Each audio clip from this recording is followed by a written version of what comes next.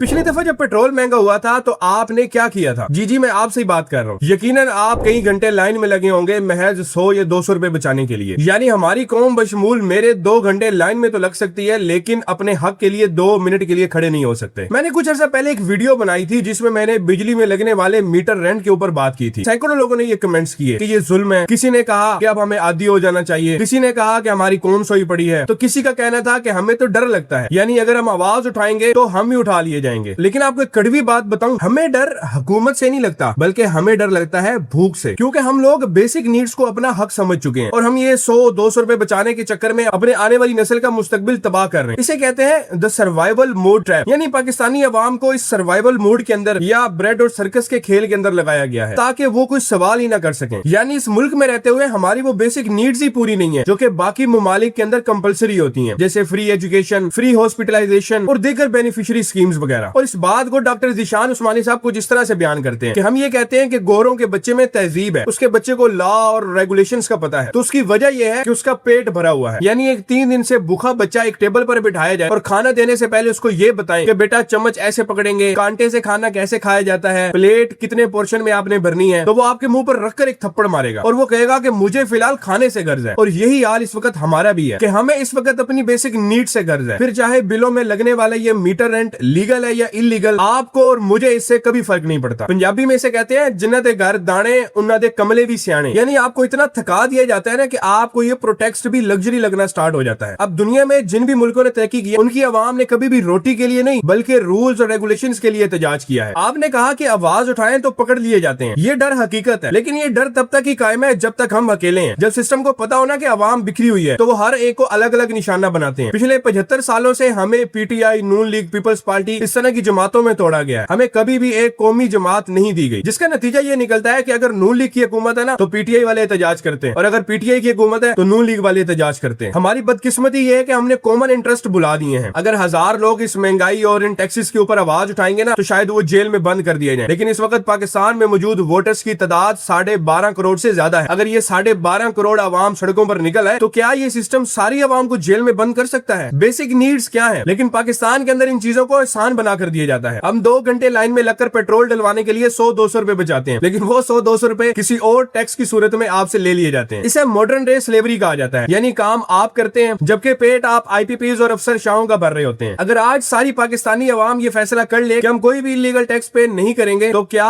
25 करोड़ आवाम को जेल में बंद किया जा सकता है? कमेंट्स के अंदर अपनी राय जरूर दीजिएगा और ये भी जरूर बताइएगा कि इन मजालिम के ऊपर चुप रहना क्या हमारी मजबूरी है या हमारी आदत बन चुकी है। इश्तियाक आउट।